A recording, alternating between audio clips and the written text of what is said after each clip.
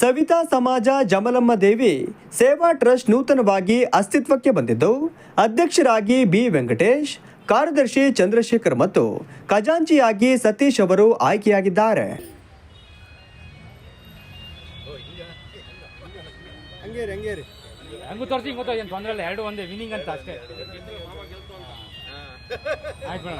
ಸಂಘದ ಅಧ್ಯಕ್ಷ ಬಿ ವೆಂಕಟೇಶ್ ಅವರು ಮಾತನಾಡಿ, ಮೂಲತಃ ಜಮಲಮ್ಮ ದೇವಿಯು ಆಂಧ್ರ ಪ್ರದೇಶದಲ್ಲಿ ನೆಲೆಯೂರಿದ್ದು, ಜಿಲ್ಲೆಯ ಭಕ್ತಾದಿಗಳು ಆರ್ಥಿಕ ಸಂಕಷ್ಟದಿಂದ ದೇವರ ದರ್ಶನ ಪಡೆಯಲು ಕಷ್ಟವಾಗಿದೆ. ಆ ಹಿನ್ನೆಲೆಯಲ್ಲಿ ಸವಿತಾ ಸಮಾಜದ ನಿವೇಶನದಲ್ಲಿ ದೇವಾಲಯ ನಿರ್ಮಿಸುವ ಮೂಲಕ ಭಕ್ತಾದಿಗಳಿಗೆ ದರ್ಶನದ ವ್ಯವಸ್ಥೆ ಕಲ್ಪಿಸಲಾಗುವುದು ಎಂದರು. ಹೆಸರು ಚಂದ್ರಶೇಖರ್ ಅಂತ, ಶ್ರೀ ಜಮಲಮ್ಮ ದೇವಿ ಟ್ರಸ್ಟ್ನ ಕಾರ್ಯದರ್ಶಿಯಾಗಿ ನಾನು ಕಾರ್ಯನಿರ್ವಹಿಸೋದಕ್ಕೆ ನಮಗೊಂದು ಟ್ರಸ್ಟನ್ನು ನಾವು ಸ್ಥಾಪನೆ ಮಾಡ್ಕೊಂಡಿದ್ದೀವಿ. ಶ್ರೀ ಜಮಲಮ್ಮ ದೇವಿಯ ದೇವಸ್ಥಾನ ಉದ್ಧಾರ ಹಾಗೂ ಜೀರ್ಣೋದ್ಧಾರ ಹಾಗೂ ದೇವಸ್ಥಾನದ ನವನಿರ್ಮಾಣ ಇದೆಲ್ಲ ಮಾಡಿ ನಮಗೆ ಈ ಸವಿತಾ ಸಮಾಜದ ಬಾಂಧವರಿಗೆ ನಮಗೆ ಈ ಜಮಲಮ್ಮ ದೇವಿಯ ದೇವಸ್ಥಾನ ದರ್ಶನಕ್ಕೆ ಆಂಧ್ರ ಪ್ರದೇಶಕ್ಕೆ ಹೋಗಬೇಕಿತ್ತು.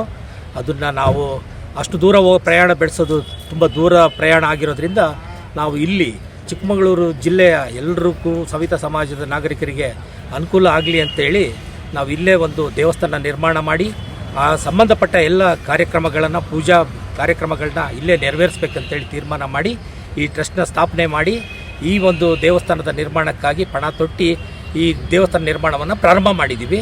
ಇದಕ್ಕೆ ಎಲ್ಲ ಕೂಡ ಚಿಕ್ಕಮಗಳೂರು ಸವಿತಾ ಸಮಾಜ ಎಲ್ಲ ಬಾಂಧವರು ಕೂಡ ಸಹಕರಿಸಬೇಕು ಅಂತೇಳಿ ಈ ಮೂಲಕ ಎಲ್ಲರಲ್ಲಿ ನಾನು ಕೇಳ್ಕೊಳ್ಳಿ. ಜಾಗ ನಾವು ಈ ಜಿಲ್ಲಾ ಪಂಚಾಯಿತಿಯಲ್ಲಿ ನಮ್ಮದೇ ಸಮಾಜದ ಜಾಗ ಇದೆ, ಅಲ್ಲಿ ನಾವು ಆ ಜಾಗದಲ್ಲಿ ನಿರ್ಮಾಣ ಮಾಡೋದಕ್ಕೆ ಎಲ್ಲ ಪೂರ್ವ ಸಿದ್ಧತೆಗಳನ್ನ ಮಾಡ್ಕೊಂಡಿದ್ದೀವಿ. ಅಂದಾಜು ವೆಚ್ಚ ಇನ್ನೂ ನಾವು ಮಾಡಿಸಿಲ್ಲ, ಅದನ್ನ ಒಂದು 10 ಲಕ್ಷ ಅಂತ ಅಂದ್ಕೊಂಡಿದ್ದೀವಿ.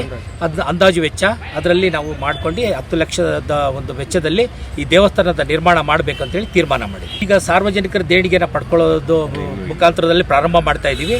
ನಂತರದಲ್ಲಿ ನಮ್ಗೆ ಸರ್ಕಾರದ ಅನುದಾನಗಳು ಮತ್ತು ರಾಜ್ಯ ಸರ್ಕಾರದಿಂದ ಆಗಿರ್ಬೋದು, ಕೇಂದ್ರ ಸರ್ಕಾರದಿಂದ ಆದರೂ ಆಗಿರ್ಬೋದು, ನಾವು ಮತ್ತು ದೇಣಿಗೆ ರೂಪದಲ್ಲಿ ಈ ದೇಣಿಗೆ ಕೊಡುವಂಥವ್ರನ್ನ ನಾವು ಹುಡುಕಿ ಹೆಚ್ಚಿನ ಒಂದು ದೇಣಿಗೆಯನ್ನು ಪಡೆಯೋದಕ್ಕೆ ಎಲ್ಲ ರೀತಿಯಲ್ಲಿ ಪ್ರಯತ್ನವನ್ನು ಮುಂದುವರಿಸ್ತೀವಿ. ನಿರ್ದೇಶಕರಾಗಿ ಲಕ್ಷ್ಮೀಕಾಂತ್, ಮಂಜುನಾಥ್, ಸೋಮಶೇಖರ್, ಯೋಗೇಶ್, ಗಿರೀಶ್, ಧನರಾಜ್, ಬಸವರಾಜ್, ಪ್ರಸನ್ನ, ಸುನಂದ, ತ್ರಿವೇಣಿ, ಕವಿತಾ, ಕೃಷ್ಣಮೂರ್ತಿ, ಮಂಜುನಾಥ್, ಸತ್ಯನಾರಾಯಣ್ ಅವರು ಆಯ್ಕೆಯಾಗಿದ್ದಾರೆ.